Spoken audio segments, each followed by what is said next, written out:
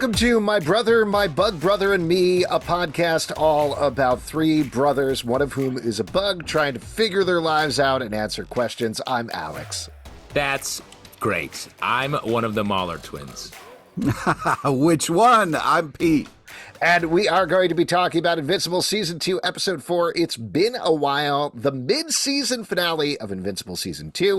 If you haven't watched it on Prime Video, definitely check it out because we're going to be getting into spoilers. But brief bit of recap of what happened here, picking up the cliffhanger of the last episode. Mark has been tricked into going to the planet Thraxis, which is filled with bug people.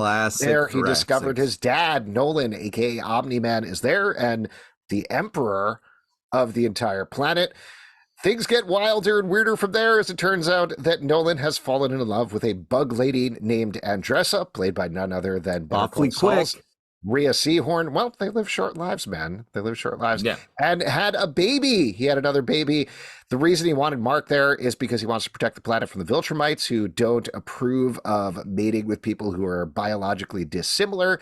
And of course, Viltrumites show up and wreck the planet. There's a knockdown, drag-out fight, and ultimately that leads to the end of the episode where Nolan has his back broken, gets taken in by the Viltrumites, and Mark is tasked with taking over the Earth. So big stuff going on there. Meanwhile, down on Earth, lots of other stuff is going on. Amber is dealing with being totally bummed out. Debbie is also dealing with being totally bummed out. And Donald gets bummed out when it turns out that he died, as he finds out in this episode. Yeah. And he's been either drinking a lot of milk because his bones are very strong, or he's a robot. Yeah, one of the two. I guess I'm always jabbing knives into my arms, and I'm like, did I drink enough milk? Not yet. And then I collapse on the floor. Yeah. And then that's that's a great got milk ad that you're working. Milk.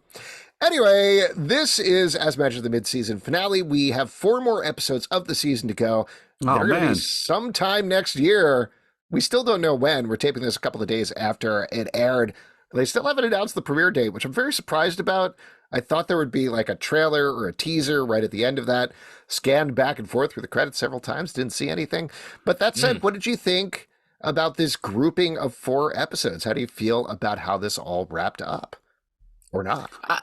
I mean, I think this show, like the comic book, it makes more sense in a comic book world for a show to be so violent, also so sort of like ensemble based, and so emotional.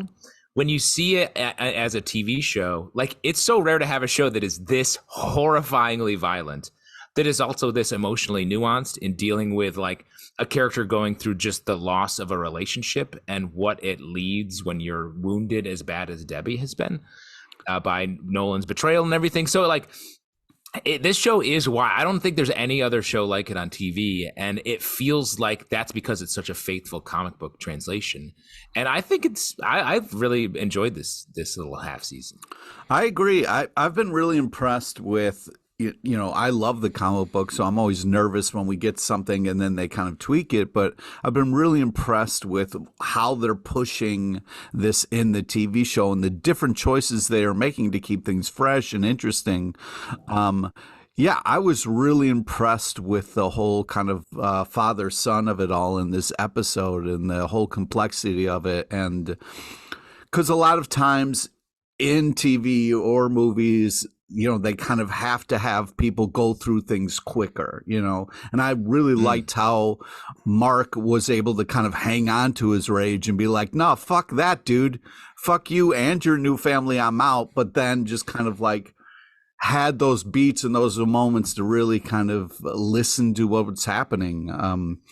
It's impressive. I know I would have flown all the way back and probably died in space because I would have been so angry. So it's nice to see people making smarter decisions.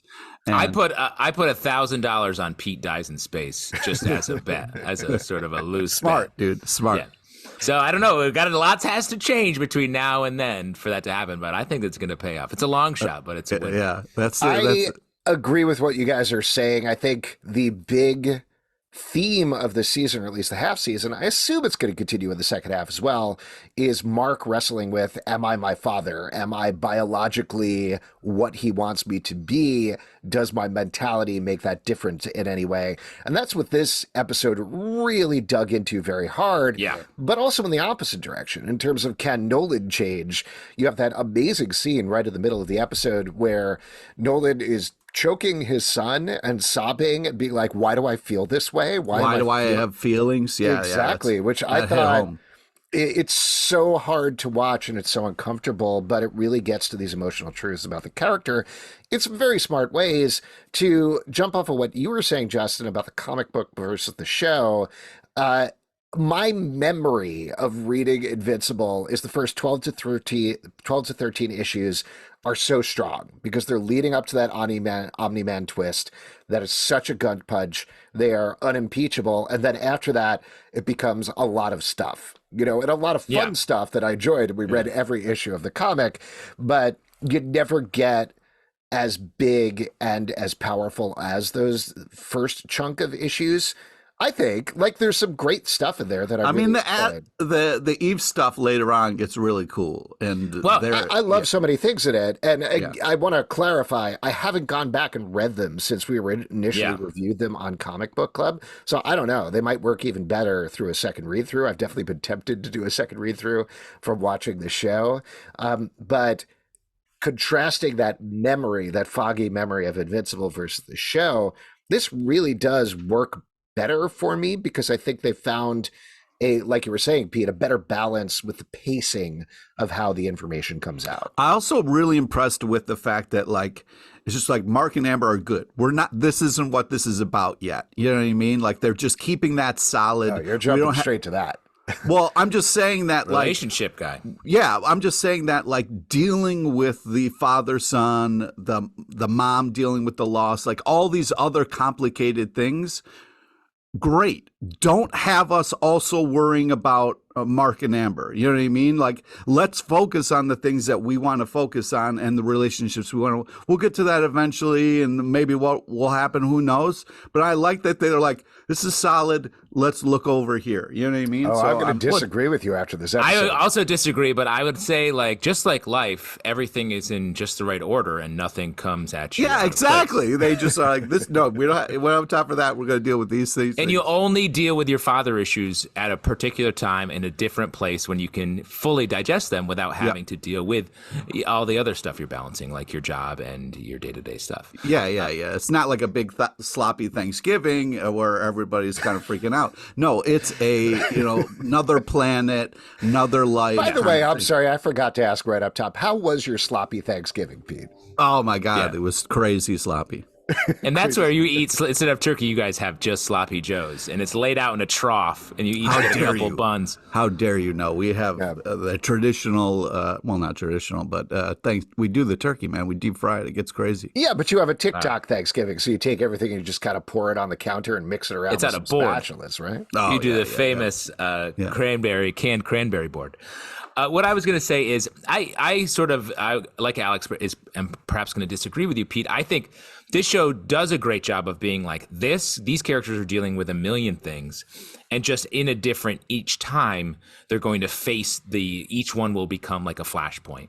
Like in this episode, it's very much dealing with what Nolan did, both Mark and Debbie.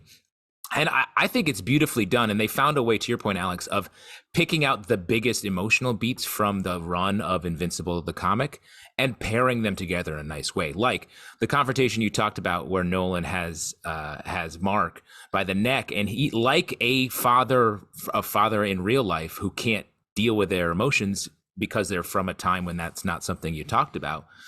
That's how we see that. It's such a great prism to see it through. And then at the same time, we have this great scene with Debbie and Art, where Art's like, hey, I know you're sad about all these horrible things that happened to you, but you saved the earth by raising a good son where Nolan didn't. You're the reason Mark is different. And I thought that was an amazing scene. Art coming off the top rope out of nowhere. Yeah. And being really like the most I emotionally just want to steady say character. that's my only problem with that scene. Like, I agree with you. I love that scene, and the emotional intensity there is great. The acting is great. You got Mark Hamill, you got Sandra Oh, and a scene together. It's real good. Right. But the fact that Art was like, hey, I'm here to provide some emotional catharsis for you. Well, see you later. Goodbye. I was like, this could have been a little more fluid here, you know?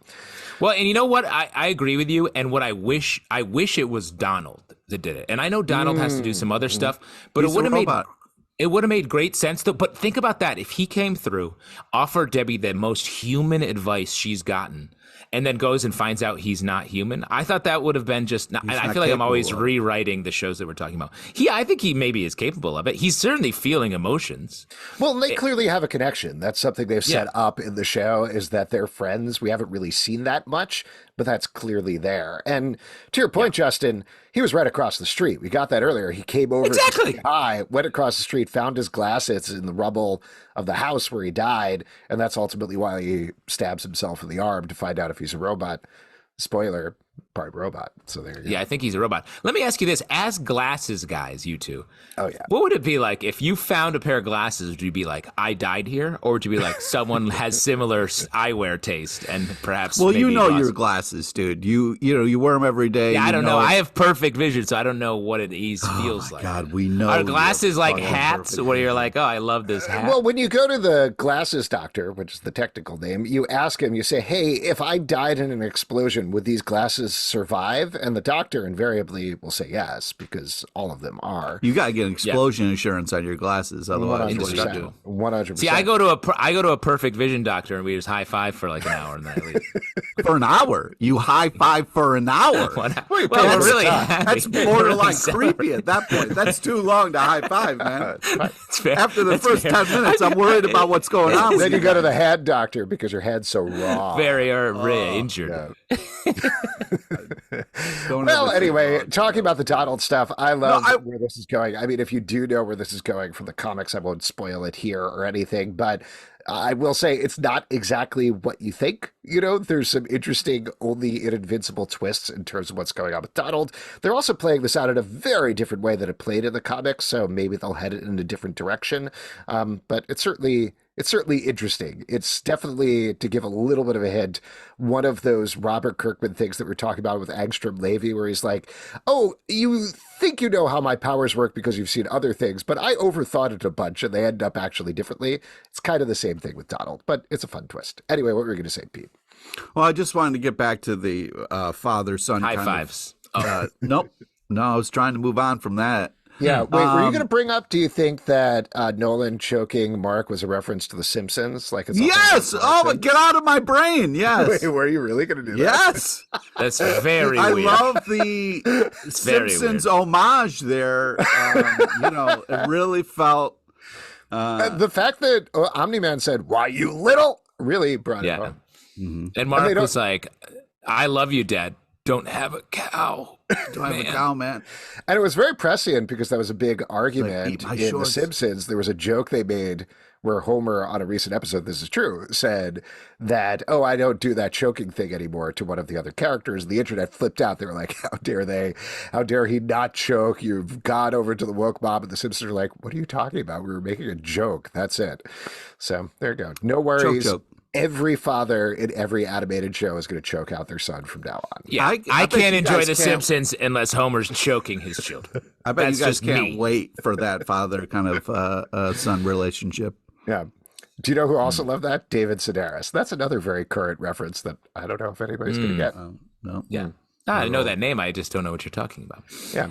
How did you guys feel about the 3 sort of emotional music videos we got in this episode?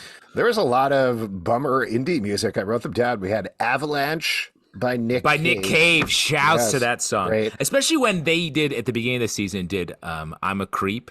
As the most obvious needle drop in history. And then they got into some wild, interesting tracks here. I thought that was very cool. Olympus by Blonde Shell. And the third one was something else. I don't know where I wrote it down.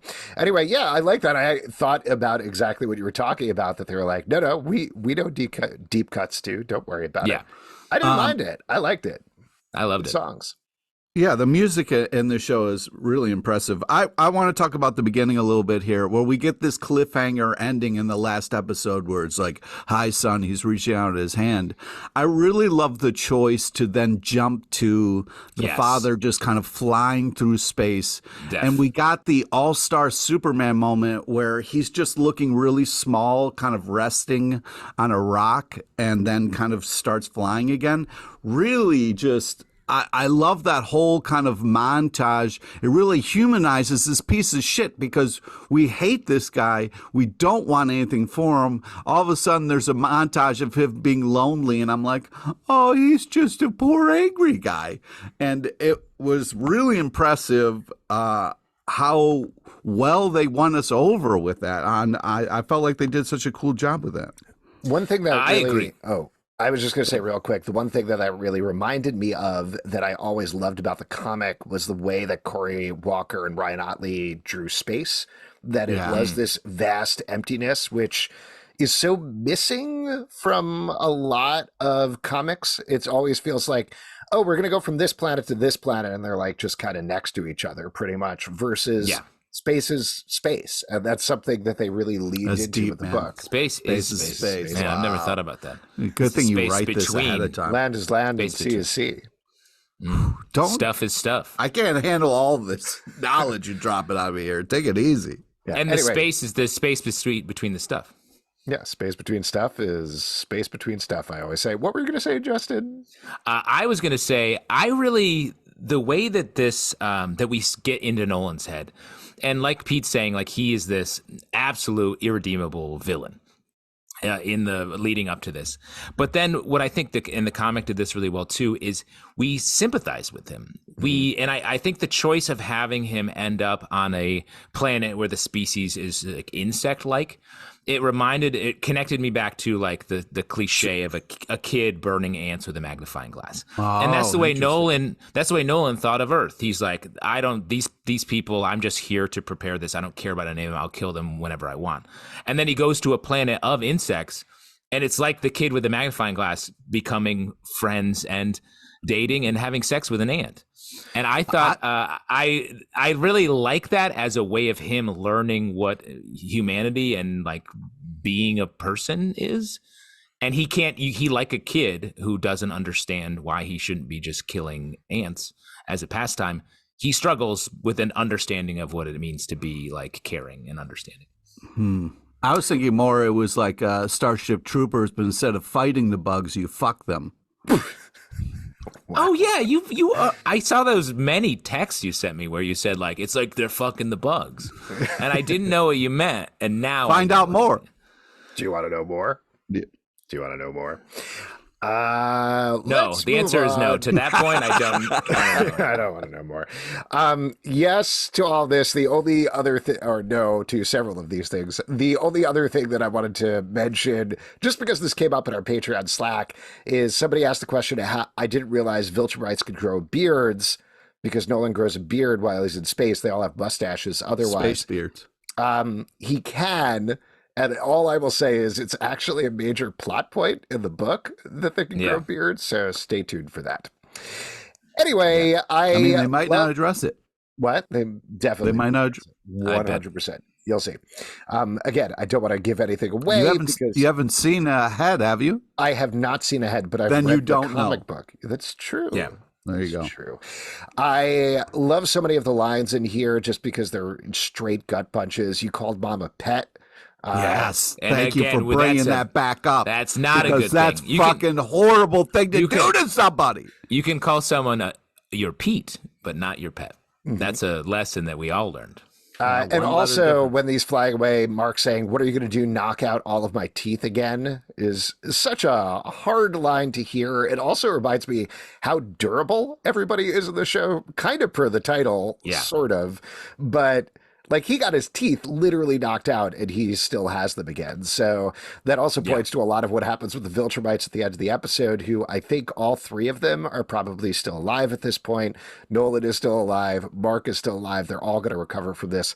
These are very durable characters. We also get that great ref, one of my favorite jokes that I've seen multiple times now, and it hits every time, where they go from "you gotta be" cut to Invincible. And then cut back to him. Oh my God! "Fucking Yeah, that kidding was me." so well used. They did that, I think, on an episode of BoJack Horseman, if I remember correctly, where they did like "what the," and then it cut to credits, and the next episodes start with "fuck." Yeah, that was so funny. Good stuff. Fun. I just to get back to the kind of dad being a human and having feelings moment.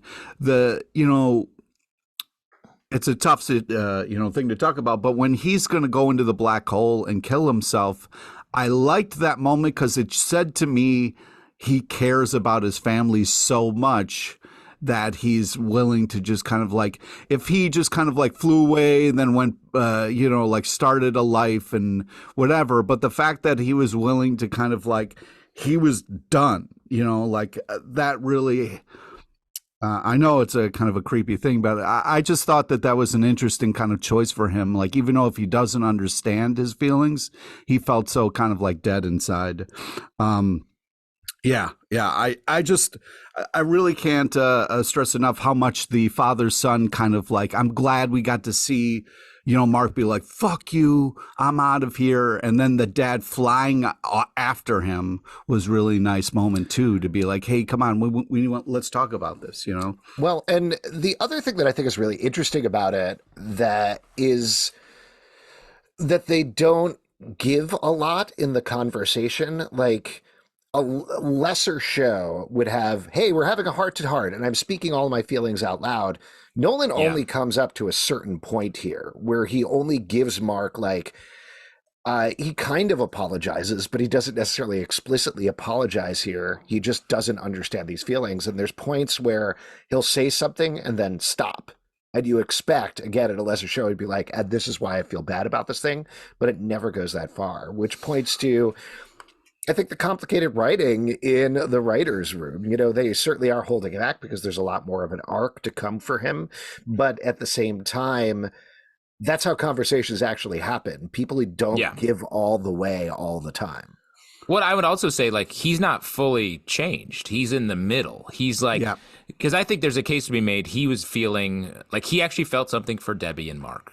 He wasn't aware of that until he lost them, and the battle with Invincible. Went to space, was trying to struggle with those feelings, and then basically just started over on a new planet without ever reconciling his whole thing. And only now is he having these, like, why do I care about these people? Which is sort of a new thing, and him opening up to a real understanding here. It is like, it's great to see someone changing but not changed. Like you said, a lesser show would have him be like, I love everyone. I'm a hero now. Can't you catch up with me, son? And that's just a much more limited relationship to have, I think. Well, I was just going to also say that, like, that comes down to Mark hugging him because he's still his dad in that moment, and he still. Oh yeah, that hug was really I was really impressed by it and surprised by it too. Yeah, and it also, just to finish up this thought here, it also ties into the scene with Andressa in the caves where she's laying out how she met Nolan and how she feels about him, is, again, I think, a complicated and smart way of playing it, where you could just have Mark being angry at this people and Andressa be like, "Whatever, I took your dad." But instead, they really take the time to lay out the continuity here and lay out how emotionally she felt about it, how he felt about it, and give Mark all these different perspectives on the situation. So plus they kiss. Yeah. They kiss a lot. They kiss with tongue, which seems unnecessary. You don't usually see a kiss where the tongue's fully out. Right. It's like a very public French kiss. Yeah, but it's a bug kiss. That's how they get down. Real quick, while we're sex with your aunt, Pete, and that's not A-U-N-T. Oh yeah, no, I'd never. Let's just be clear. That. No one would suggest that, Pete. But you do have sex with ants. A-N-T-S. Nope. I don't know. You talked a lot, but speaking of all this, I think it's interesting, especially in light of Pete's Starship Troopers conversation. Do you guys have any bug brothers? I consider all bugs my brothers. Oh wow, that's nice. That's a smart way to do it. That way, in case one of them happens to be, Even scary spiders, Alex? Even scary spiders? I don't know. I don't like spiders. I know you don't like spiders. And there's one on your shoulder crawling into your ear. Ew. Let me say this. It was a trick question because I consider you guys my bug brothers. Oh, wow. Thanks, man. I don't know how to feel about that. I feel like you have a point you were going to make, I don't know, 15 minutes ago, 20 possibly. Yes, and the point was, speaking of pointing, the fight montages in this was unbelievable. Where Mark's being held down by a finger, that was an awesome showcase of power. And also, like, because a lot of times when there's fighting and stuff, it's the person's already the amazing fighter. And I like the fact that Mark isn't there yet. You know what I mean? And I love how crazy specific and in detail they get in these fight things. It's one of the great things about the comics, how gory and violent it is. But man, that kind of thing where Mark's being held down by somebody's finger was such a badass move. And then that fucking elbow thing that his dad does to that lady with the people's elbow was just so unbelievable. I love all the fight sequences, not only in the comic books and the show. They're doing such a great job of bringing that to animation. I find the violence unsettling. Maybe that's just me. Really? But, I think that's good. That's good. Right. You know? I do think this was very important to put here because we've heard so much about the Viltrumites at this point, but really we've only seen Nolan. You know, we've seen flashbacks and things, but we don't really know what they're capable of. And so to draw this line between Nolan, who is not just Omni-Man, not just the strongest superhero on Earth, but one of, if not the strongest Viltrumite. Yeah, they love it. It's very close.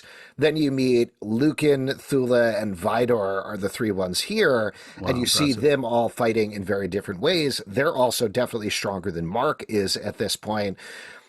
But also tying into that theme of Mark, what is the difference between Mark and Nolan? And Mark being like, you got to kill. You have to kill. Yeah, otherwise. And Mark ultimately not crossing, Nolan saying you got to kill and Mark not wanting to cross that line.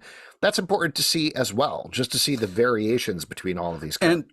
And just to kind of get into it, Justin, which part was it? The guy holding his own guts in his cape that was upsetting? Was it the people's elbow? Like, where were you on the...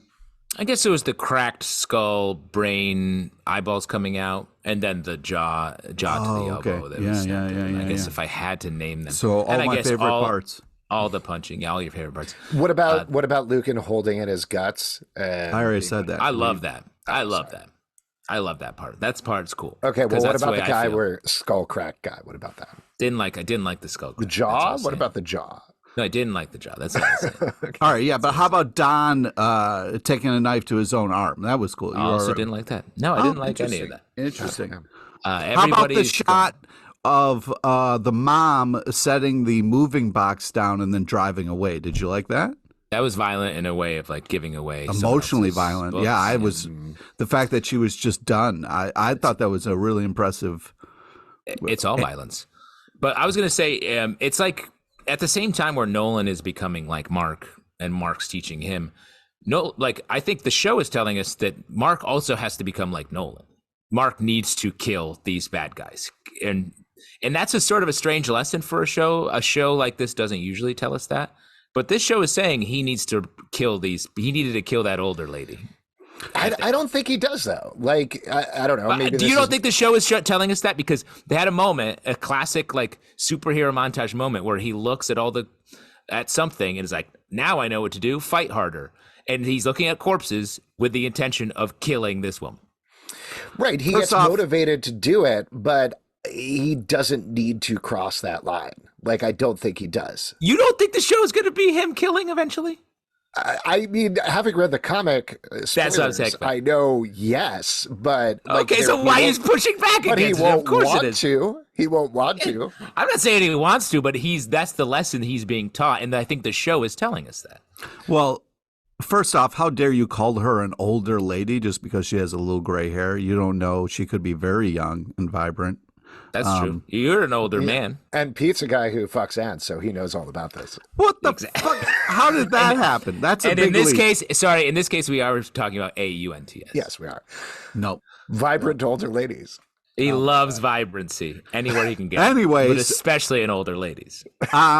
Well, that's what I'm very excited about is the fact that like Mark is really getting to see what his father had to deal with, like what his job was and all this kind of like. So I really love what they're setting up for the second half here as far as like Mark's going to have to answer to these guys and report back on Earth. And how is he going to do that? And what kind of plan phone will he use? Oh, sorry. Go ahead.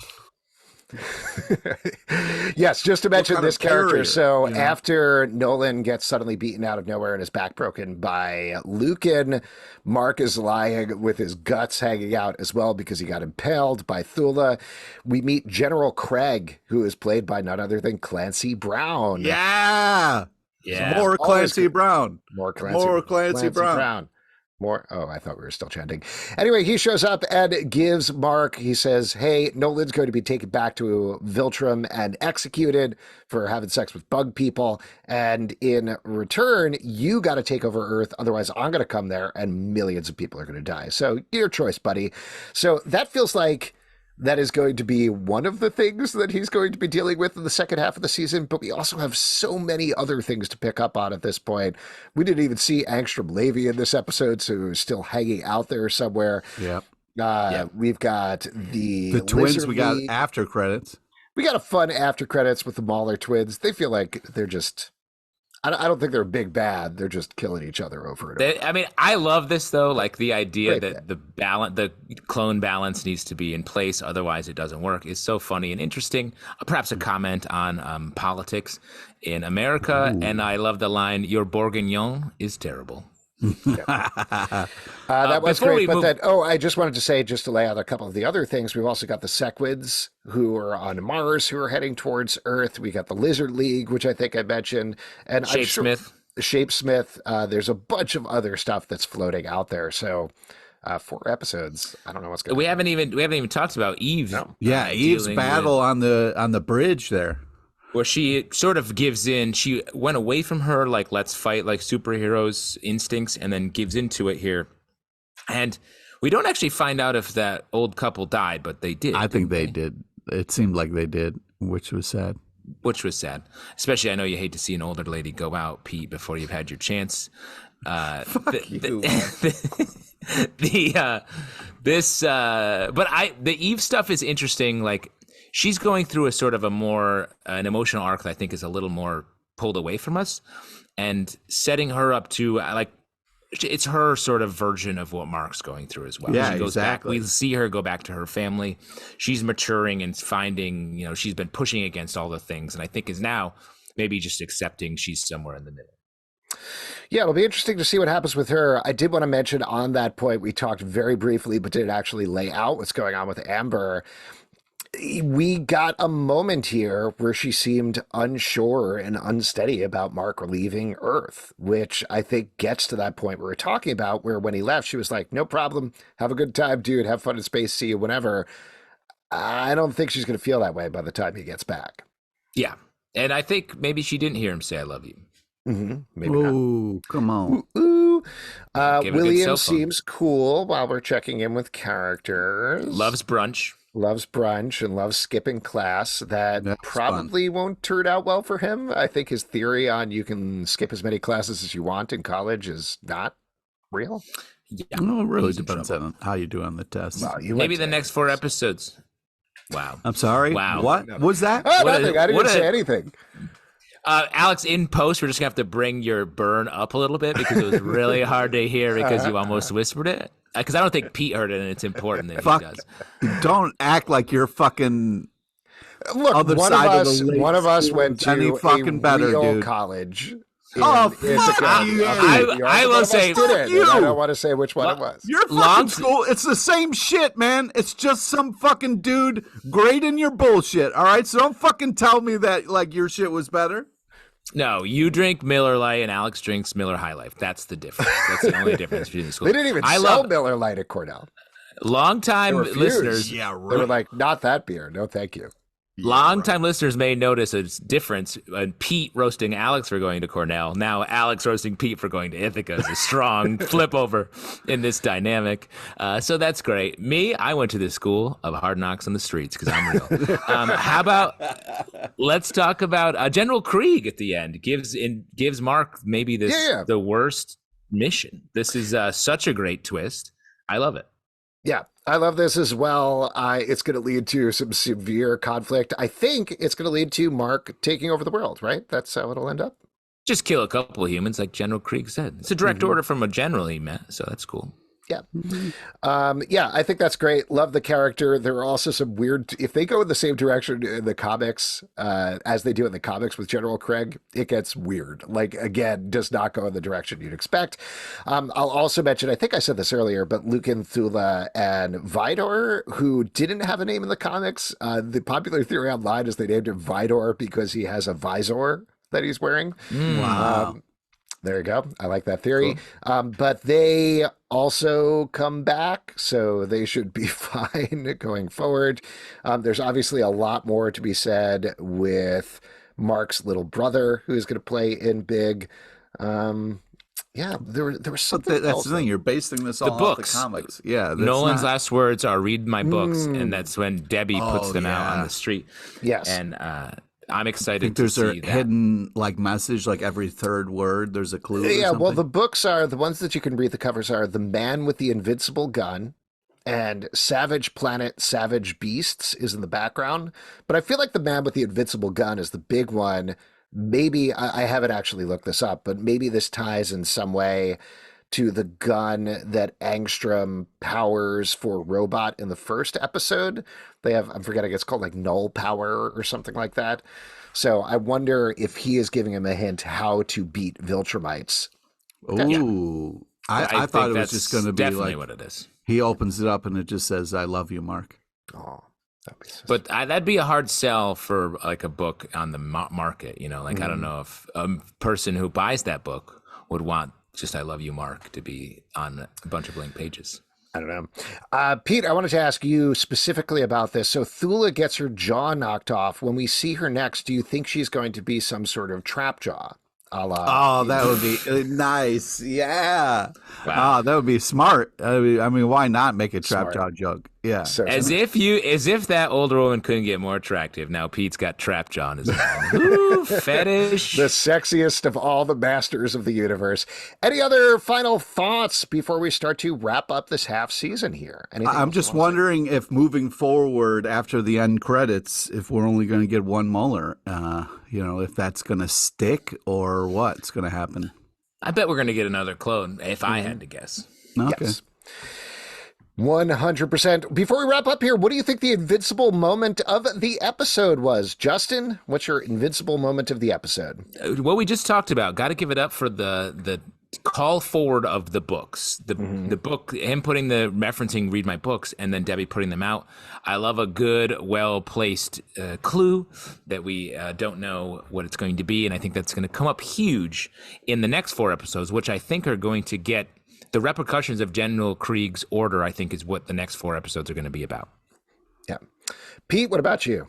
I'm going to say the bent knife. I'm thinking that hopefully Donald can somehow go against the grain and maybe help Invincible, and maybe they can team up. A good robot. I forgot to mention one scene before that I thought was particularly ridiculous. In the middle of the fight, Omni-Man goes over to Mark and says, "Mark, what are you doing? She's tearing you apart," which I think is 100% a reference to the movie The Room. I don't know if you guys know this, but wow. There's 2 things in The Room. One, there's a character named Mark, and one of the famous takeaways from the movie is the main character is giving this very dramatic speech on a rooftop and then turns around and says, "Oh, hi, Mark." So I think they were referencing the Mark thing. But the other big memeable moment for the movie is "You're tearing me apart, Lisa," is what the character says. So again, I think this is their way of sneaking in, "Mark, what are you doing? She's tearing you apart," is a reference to the room. So very ridiculous. I don't think that was the Invincible moment, though. The Invincible moment is the choking out scene where he's like, why do I feel this way? Because because it's a reference to The Simpsons, everybody's favorite television program. Lisa Simpson. We got it. Yeah, we got it. We got all the connections here. No, I think this points to, like, Nolan, spoiler, is not going to be executed on Viltrum. There's a lot more to come with him. And that's the central relationship of the show, is Nolan and Mark. So digging into that and Nolan having this turn where he's like, why do I actually feel something about something, is going to pay big dividends going forward. So we'll see. Well, there you go. That is it. If you'd like to support this podcast and all the podcasts we do, patreon.com/comic book club. Also do a live show every Tuesday night at 7 p.m. to Facebook and YouTube. Tuesday? Come hang out. We would love to chat with you about Invincible. Apple, Spotify, Android, or the app of your choice. To subscribe, listen, and follow the show at Comic Book Live on Twitter/X, Comic Book Club Live on TikTok and Instagram, comicbookclublive.com for this podcast, many more. We'll be back for 4 episodes sometime next year, whenever that happens. But for the meantime, for my bug brother, and me, this is Alex. Good night. Bug Fam 2024. Pete, say what's up to my Aunt Rachel, would you, when you see her? No, thanks. Thanks for listening.